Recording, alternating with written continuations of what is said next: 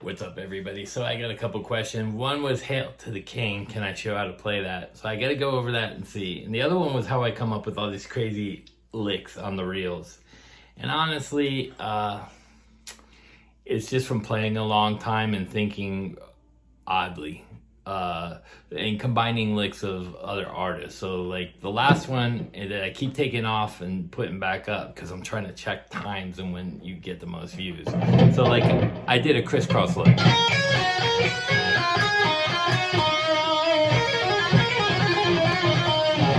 I did it all the way down. Now the idea is from Eddie Van Halen and a triad. I combined them. So that's how I created that lick. So I do that with like a lot of patterns and different ideas and different things. Like if I take this pentatonic thing, I know if I play the major part, so I might play it like this.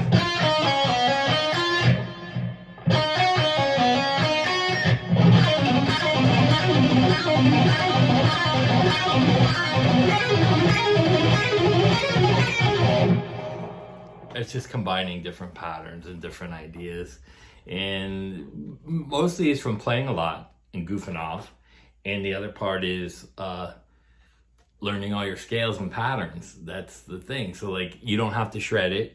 So like if I take a bluesy pattern like a 6,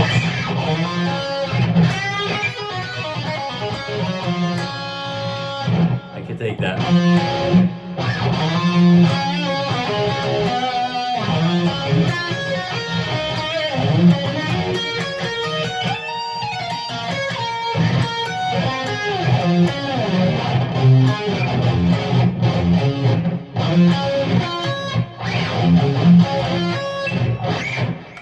Just taking a pattern and moving it in different intervallic jumps.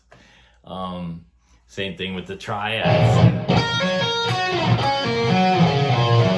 Those are octaves. These 6s are octaves.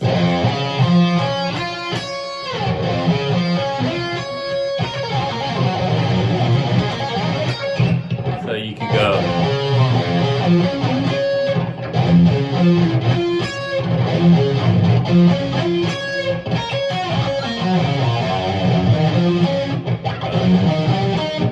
You could do it any way you want. You could do it randomly. I mean, it's just a matter of what you like and what you kind of mess around with. And that's a lot of it is noodling. So you hear these guys saying, you don't need to know theory, you don't need to noodle. Absolutely, you do. If you don't noodle and you don't play a lot, you're not going to get to the level I'm at. Whether it's blues, jazz, whatever it is, you have to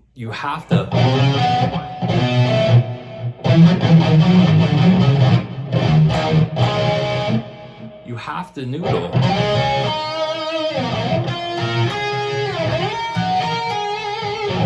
Now the amount of time you put into wherever you're noodling is going to be up to you. How do you get better? It's up to you. It's the amount of time you put into it, and it's the quality of time you put in. I did a thing of versus practice and warming up. So like I said, warming up takes me, I don't know, I forgot what I said, 7 minutes maybe tops.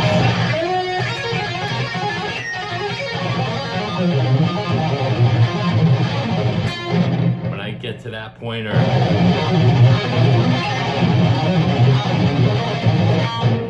depending what it is, now everyone can't do that. And that's fine.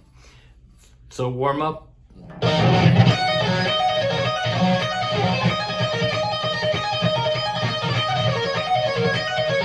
notes.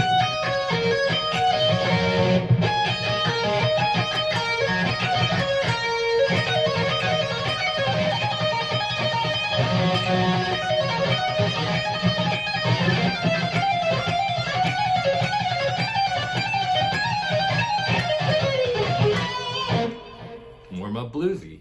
However you need to warm up, you figure it out. That's up to you, and that's how long it takes you to warm up. It's all individualized. The amount of time is based on your hands, your arthritis, how old you are, how young you are, how fluid your hands are. It depends, you know. Like I said, there are days that I have trouble playing. I'm getting older, you know, so it's one of those things. But putting a lot of those licks together and stuff are just the amount of time that I put in noodling. So like that was a bluesy lick.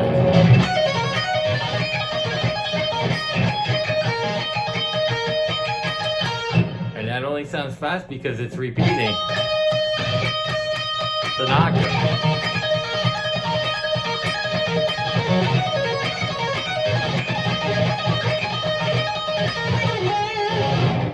So I might take this part of it.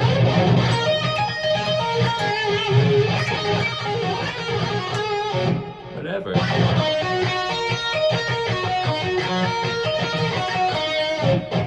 Whatever you're gonna do, you've just practiced different licks and move them around. It's a lot of stuff with chromatic or same pattern ideas.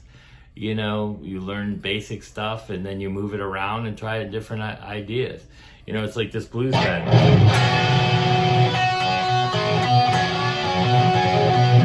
So you can lift this finger up.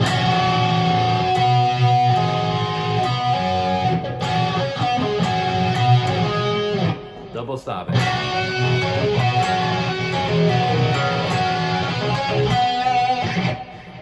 Move it around.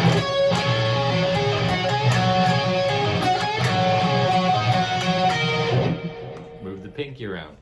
Those are just different ideas. You know, like if I'm playing blues, I'll think differently. You know, those are the kind of things that I might think to do. You know, where instead of playing, those are all in key. Where I just might play it chromatically.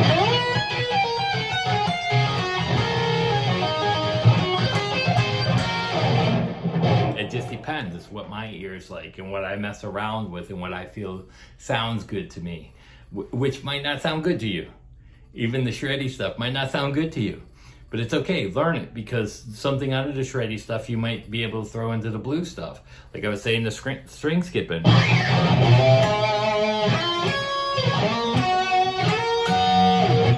That sounds great as a blues lick.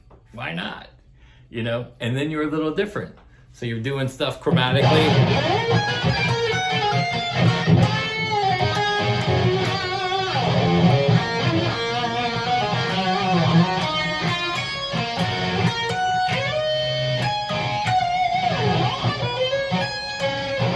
Whatever it is.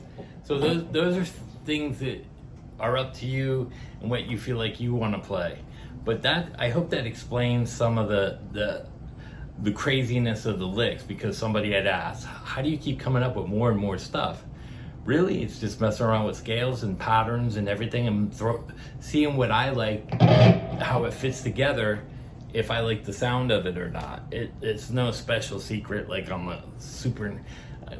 Okay, so I'm at a certain level of playing. I'm not going to deny that, but you still have to noodle. And the more you put into it and the more time you put into it and quality practice is how you're going to get into the level. And believe me, I've been playing a long time. That's why it's even easier for me. But I was able to do this stuff in 3 to 5 years when I was playing when I was young. But I was around it all the time. It's like the tapping thing. So like you take this blues bend thing. So I would take these two notes and hammer them and go up to the octave up here.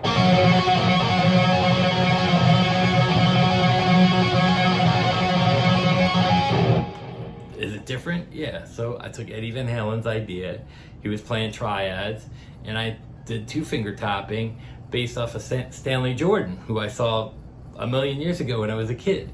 So he was tapping chords. So I was like, I started doing it in like the rock stuff, and then I was able to do all 4 fingers, eventually 8 fingers, and I was able to do chords and crazy licks too. I don't do them so much anymore, and I have to practice them. You know, it's like even like if I went, so I'm sliding.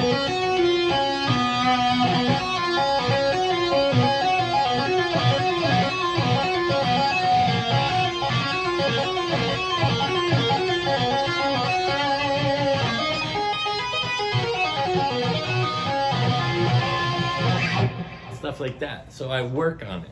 It's basically what I'm trying to say. So I mess around with it, I work on it, I see what I think sounds good, I'll record it. If it sounds good that way, I use it. If not, then I throw it away. But that's the best way I can explain everything, you know. And again, that's why I came back, because a lot of the BS, you know, two-finger soloing, no, you don't have to know theory. That's bullshit. If you play A, you have to know if it's minor or major.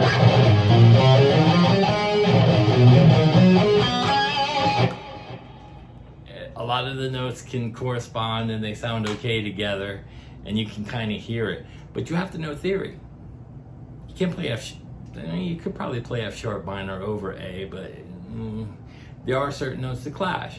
Like I was saying before, in a 1-4-5, you have this note, which is a B, and then C. They're both in key, but that sounds like shit together. So you don't do that. You have to listen to your ear. That's why you have to know theory too. So just because theory says that you can play those two notes, it doesn't sound well together. So I hope that helps a lot. And I'll get to the Hail to the King. Let me work on that and see how much I remember. Peace out, enjoy. Hope that helps and explains everything. Later.